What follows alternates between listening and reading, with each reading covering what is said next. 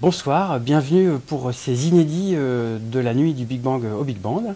Donc nous accueillons Nathalie. Bonsoir Nathalie. Bonsoir Hervé, bonsoir tout le monde. Donc tu étais à la nuit du Big Bang au Big Band précédemment et puis là on a un peu plus de temps. Donc on va pouvoir évoquer d'autres choses. Tu nous as parlé de chimie des atmosphères, de la chimie prébiotique. Et là, peut-être qu'on pourrait aborder des aspects qui concernent ta recherche, ton parcours, tes motivations, parce que c'est toujours intéressant de voir les scientifiques, ce sont des gens comme les autres, il paraît, voilà. Donc, est-ce que tu peux nous dire, déjà nous rappeler où tu travailles, sur quel thème tu travailles, et puis quel est ton parcours? Est-ce que je sais pas, tu as fait l'université? Est-ce que tu as fait des grandes écoles? Est-ce que tu as fait, voilà, pour un peu, pour les plus jeunes d'entre nous qui nous écoutent, peuvent un peu percevoir comment toi tu en es arrivé là. D'accord, super. Donc je suis professeure à l'université. Donc aujourd'hui, je forme des jeunes, c'est moi qui enseigne, mais Exactement. pour arriver là, donc ma spécialité, c'est la chimie des atmosphères planétaires. Oui. Et pour arriver là, honnêtement, j'aurais jamais imaginé jeune. C'est ça. Le titre, c'est professeur d'astronomie, d'astrophysique. Alors que j'aimais les sciences, j'ai toujours voulu faire des sciences, mais je n'avais pas du tout pensé devenir professeur d'astronomie et d'astrophysique à l'université un jour. Donc c'est un parcours qui est, tu vas voir, fait surtout de beaucoup de rencontres. Exactement. C'est effectivement l'humain qui a beaucoup joué pour aujourd'hui que j'ai choisi cette voie-là. Voilà. Alors comment donc ton parcours, c'est les étapes essentielles, parce qu'évidemment on ne va pas dérouler ton CV, puisqu'il est long en plus, mais voilà, quelles sont ces rencontres justement? Tu as fait un bac scientifique, j'imagine? Oui, j'aimais bien les sciences, c'était quand même assez classique dans mes goûts. Enfin, j'aimais bien tout, mais j'aimais particulièrement bien les sciences. Et j'ai fait en fait une école. Oui. Donc classe préparatoire et puis une école autour de la chimie, puisque c'était ce que je préférais, donc tout ce que j'ai découvert. J'ai notamment eu des enseignants de chimie que j'ai beaucoup aimé, qui m'ont donné le goût comme ça à ces transformations de la matière. C'est ça. La matière se transforme, voilà.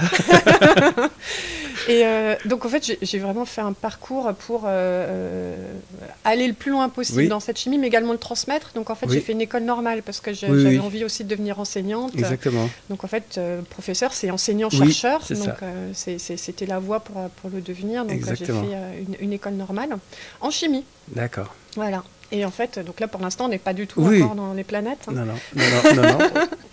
Et c'est à la fin de mon cursus de chimie à l'ENS que j'avais quand même, on va dire, une vocation pour la chimie, pour l'environnement. En fait, j'avais vraiment envie d'appliquer mes connaissances, ma formation de chimiste pour la chimie verte. Et donc là, j'ai fait le tour des popotes, pour parler simplement. J'ai rencontré différents axes de travail sur la chimie verte à mon époque. Donc c'était beaucoup soit la chimie de l'eau, soit la chimie de l'air. Donc en fait, c'est en rencontrant un chercheur qui travaillait sur la chimie atmosphérique que j'ai vraiment eu envie de travailler en fait avec lui dans cette équipe-là, dans ce laboratoire-là. J'avais envie de travailler en le rencontrant, parce que sinon moi j'avais pas d'a priori sur la chimie des eaux, chimie de l'air. Tout me paraissait intéressant a priori en tant que chimiste. Mais c'est en rencontrant cette personne, ce chercheur de la chimie atmosphérique, je me suis dit c'est super, je me vois bien travailler là, avec cette équipe-là. Je m'imaginais bien tenter cette aventure-là. Donc, suite à mon cursus de chimie, j'ai fait une thèse en chimie de l'air terrestre, donc la qualité de l'air. Donc déjà, je suis passée à l'atmosphère. C'est ça. On y arrive. T'as pris un petit peu de hauteur. Exactement. Et en fait, c'est suite à cette thèse, on remonte de quelques années, j'ai soutenu ma thèse en 2005. Et en fait, 2005, c'était l'arrivée de Cassini-Huygens autour de Titan. Ceux qui étaient là s'en rappellent avec émotion, cet atterrissage. On se demandait ce qui allait se passer, parce qu'on a eu les images bien plus tard. C'était extraordinaire comme moment, un moment vraiment partagé. Moi, le laboratoire en plus où j'ai fait ma thèse, c'était le laboratoire LISA, qui étudie à la fois l'atmosphère de la Terre, mais aussi l'atmosphère des autres planètes, et en particulier Titan. Donc il y a toute une équipe qui l'étudiait. Donc dans le laboratoire, ça a été vécu comme un moment très intense, avec beaucoup de retransmissions, beaucoup d'émotions. Donc en fait, ça a été un appel, vraiment un appel. On s'est rendu compte que la chimie de Titan était très complexe et qu'en fait, il y avait des vrais besoins de chimistes. Donc c'était à la fois fascinant, et en même temps, ils avaient besoin de chimistes. C'est ça. Donc moi, ça a été un moment, C'était le moment où à la fin de la thèse, on cherche un post-doctorat.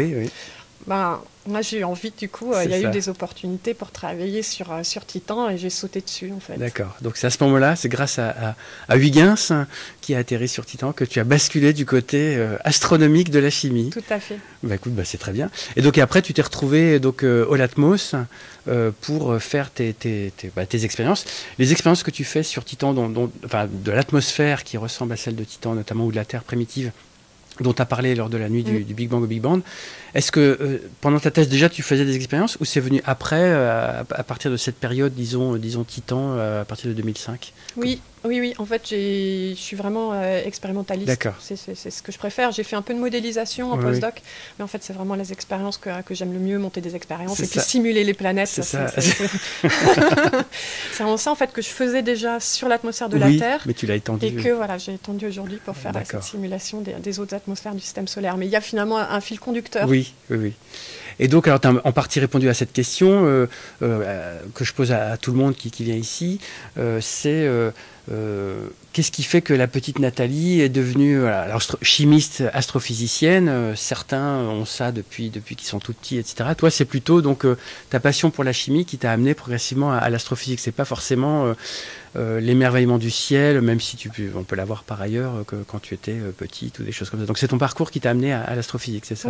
Oui, l'un dans l'autre, c'est des choses qui se sont imbriquées, et puis des rencontres, et puis des moments aussi. Oui. Voilà, je suis arrivée au moment de l'arrivée de Cassini dans le système de Saturne. C'est ça.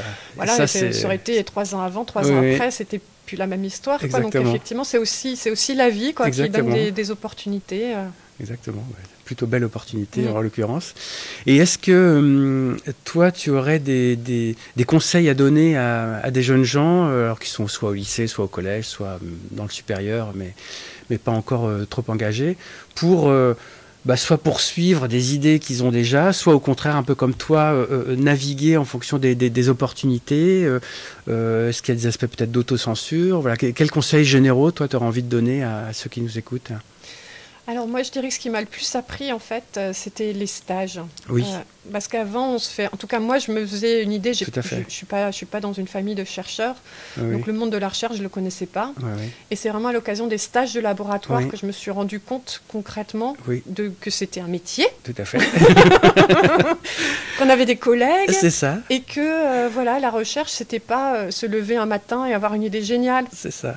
Qu'en fait, c'était une construction à plusieurs, des discussions ensemble, et puis qu'une découverte, des fois, c'était une toute petite découverte, et que c'est absolument génial, une toute petite découverte, de faire vraiment avancer. On ne fait pas avancer les connaissances avec des grands bonds tous les jours, on l'a fait avancer aussi par plein de petits pas, et c'est en laboratoire et avec ce travail d'équipe dans les labos que je l'ai découvert, et que, quelque part, je m'y suis sentie bien. C'est là que j'ai réalisé, alors qu'avant, j'aurais jamais imaginé que ça pouvait me correspondre, puisque je ne le connaissais pas du tout, cet univers-là. Donc, des rencontres, aller sur le terrain, et puis voir ce qui se passe, au-delà des idées, ou de ce que peut-être les médias nous transmettent, avec un petit prisme déformant. C'est vrai qu'on nous demande à chaque fois, quelle est votre découverte? J'en ai pas. Petit. Ouais, mais bon. C'est ça, ça fait pas la une des journaux. Voilà. Mais comme tu dis, c'est une construction un peu longue et passionnante. Et un travail d'équipe. Oui. Ça, c'est important. Très bien. Merci pour cette contribution et ton témoignage qui va, j'espère, susciter d'autres vocations. Peut-être aussi un dernier point, tu l'as évoqué, peut-être pour tes profs de chimie. Alors, c'était quoi? C'était au collège, au lycée? L'importance de certains profs pour nous ouvrir vers des domaines?